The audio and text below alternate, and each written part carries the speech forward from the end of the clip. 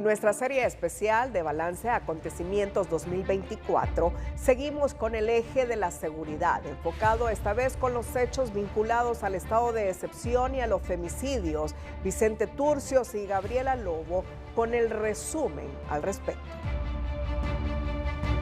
Buenas noches. A 2 años de vigencia del estado de excepción, ¿puede el estado de Honduras presumir de esta estrategia de seguridad creada para controlar la extorsión, ahora con tentáculos en 8 departamentos del país y que ha logrado contaminar a su principal fuerza de choque, la DIPANCO?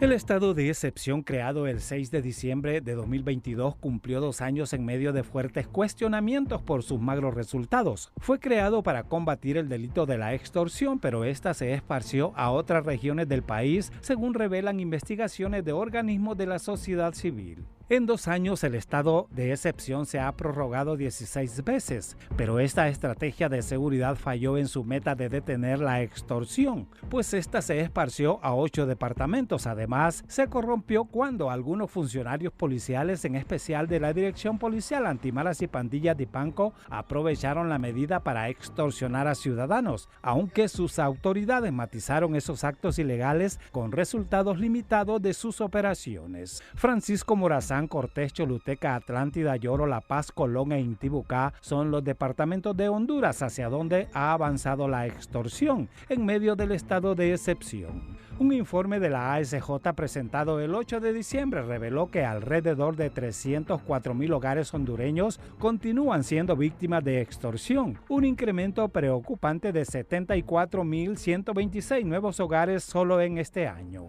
La tasa de victimización, según el informe, pasó del 9,1% en 2022 a 11,6% en 2024. 3 de cada 10 hondureños dice sentirse menos seguro con esta política, detalla la investigación. El sector transporte, el comercio, las clínicas, las vendedoras de tortillas, entre otros, destacan entre las víctimas de la extorsión por maras y pandillas y también por la policía. Si la extorsión no ha podido ser controlada en el estado de excepción, otro de los hechos que ha golpeado esta estrategia de seguridad son los abusos policiales y las violaciones a los derechos humanos, cometidos por dependencias como la DIPANCO, la Policía Militar de Orden Público y la Policía Nacional, según reportes del Comisionado Nacional de Derechos Humanos. Al 22 de noviembre de este año, el organismo humanitario registraba más de 600 denuncias por violaciones humanitarias interpuestas en esa institución. De estos casos, pocos han sido judicializados.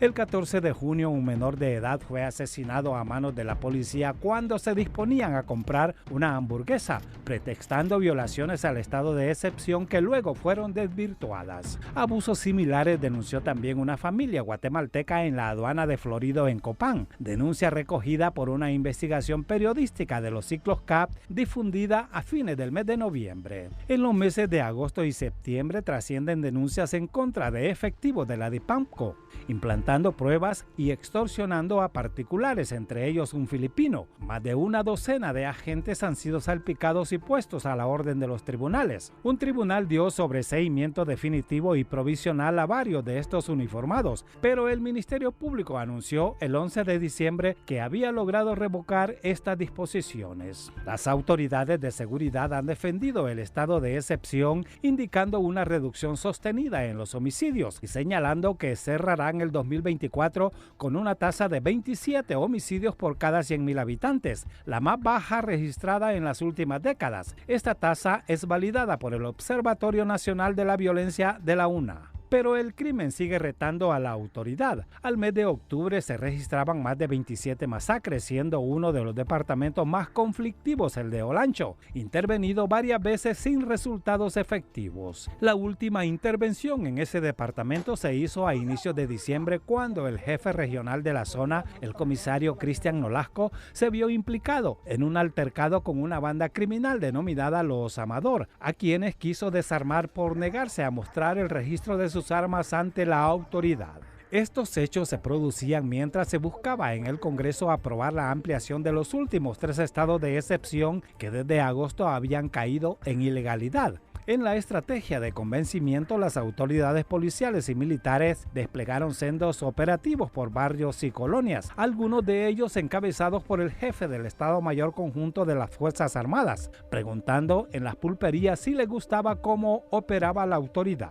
El 22 de noviembre, el Congreso Nacional aprobó con 67 votos la ampliación del estado de excepción hasta el 6 de noviembre de 2025, con la condición que sería el último, que la medida no iba más y que el gobierno debía presentar una nueva estrategia de seguridad, por considerar que el mismo había fracasado y estaba teniendo un fuerte costo por las denuncias y violaciones humanitarias. El 13 de diciembre, la presidenta Castro acusó al bipartidismo representado en el Congreso de ser cómplices con el crimen por no apoyar el estado de excepción. Así cierra el 2024. La epidemia de asesinatos de mujeres no fue la excepción en el 2024. Los abusos, la violencia, los femicidios y la impunidad contra las hondureñas se registraron frente a la falta de respuesta e indiferencia de las autoridades. Los femicidios y la violencia contra las mujeres siguieron siendo dos de los principales problemas en materia de seguridad durante el 2024. La muerte violenta de hondureñas se reportó prácticamente desde el inicio del año y la falta de respuesta de las autoridades provocó los reclamos permanentes de la ciudadanía y particularmente de las defensoras de los derechos de las mujeres. El inicio del año se pintó de negro para las hondureñas porque solo en la primera quincena ya se habían reportado 16 femicidios. La situación fue tan grave que en los primeros 6 días del año se registró igual número de muertes violentas de mujeres, que en su mayoría fueron perpetradas por sus parejas sentimentales y mostraron una hazaña inmensa que incluyó decapitaciones en algunos de los casos. Para inicios de febrero, las defensoras reclamaron que la línea 114 estaba inhabilitada y que sus llamadas de monitoreo nunca fueron respondidas. También causó sorpresa la condena de 5 años para el asesino de Keila Martínez, a quien un tribunal de sentencia condenó por el delito de homicidio imprudente y no por femicidio. Mientras tanto, en el país ya se registraban al menos 25 femicidios y la embajadora de los Estados Unidos pedía reforzar las estrategias para salvar la vida de las hondureñas. Comenzando marzo, la directora de Calidad de Vida, una destacada organización feminista, reveló una serie de ataques que la orillaron a denunciar las amenazas en el Ministerio Público. Un par de días después, las activistas se movilizaron exigiendo la aprobación de la ley de casa refugio y la Policía Nacional ofreció una recompensa de 200,000 lempiras por el homicidio de una joven de 25 años asesinada mientras trabajaba en una gasolinera de Campamento Olancho. En abril y a más de 2 años del rapto de Angie Peña, la subsecretaria de Seguridad aseguró conocer el paradero de la joven y todo lo relacionado a su desaparición. Las declaraciones causaron que en la Dirección Policial de Investigaciones negaran lo dicho por la funcionaria. Por otro lado, decenas de mujeres denunciaron en el CONADE violaciones a sus derechos en allanamientos realizados por agentes policiales durante el estado de excepción. El CONADE reportó que cada 18 horas moría de forma violenta una mujer en el país y a poco de conmemorarse el Día de la Madre, se reportaban 92 femicidios y un aumento de la violencia sexual. Este mes también murió de forma sospechosa una privada de libertad mientras era trasladada en un vehículo del Instituto Nacional Penitenciario.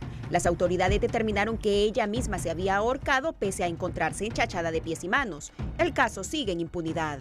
En junio, las defensoras de las mujeres reprocharon el silencio del gobierno a un año de la masacre de 46 privadas de libertad en la penitenciaría femenina. El reclamo fue hecho tanto para algunas activistas afines al gobierno como para la presidenta Castro. La propuesta de ley Alerta Morada fue entregada en julio a la Comisión de Género del Congreso Nacional y el caso de la tiktoker colombiana Daniela Aldana acaparó la atención luego de ser golpeada y arrollada por su pareja sentimental con su vehículo. Las alcaldesas de Honduras exigieron la aprobación de la ley contra la violencia política hacia las mujeres en un evento que contó con la presencia de la expresidenta chilena Michelle Bachelet. Durante la iniciativa, un grupo de feministas irrumpió el protocolo para exigirle a la mandataria Castro respuestas y que desengavetara en el Ejecutivo la ley integral contra las violencias hacia las mujeres para enviarla al Congreso Nacional. Para el 9º mes del año creció la violencia política hacia las hondureñas, al grado que en el Congreso le negaron el acceso a la diputada Maribel Espinosa, hecho que fue duramente criticado por diversos sectores de la ciudadanía. En noviembre, la Comisión Económica para América Latina y el Caribe, CEPAL, señaló que Honduras puntea el ranking de países con más casos de femicidios a nivel latinoamericano. Mientras tanto, el Día Internacional de la Violencia contra las Mujeres transcurrió entre el silencio de la presidenta Castro y las autoridades del ramo. Casi al cierre del año, el Tribunal de Sentencia en materia de criminalidad organizada dictó un fallo condenatorio contra 15 acusadas de participar en la masacre en la penitenciaría femenina. Aunque todas fueron declaradas culpables, la condena dejó un mal sabor de boca porque los autores intelectuales y las denuncias del uso de armas y municiones de la Policía Nacional para cometer los crímenes quedaron en el limbo. El 2024 en promedio mataron violentamente a una mujer cada 21 horas. Y los datos de las activistas señalan que se cometieron al menos 240 femicidios, principalmente en los departamentos de Cortés, Francisco Morazán, Olancho, Lloro y Santa Bárbara. Aunque la estadística disminuyó en relación al año anterior, los patrones de agresión se mantuvieron e incluso se intensificaron. Y este miércoles cerramos el eje de la seguridad con el inesperado conflicto de la construcción de las cárceles y daremos paso al tema de la economía que también ha sido relevante en este 2024.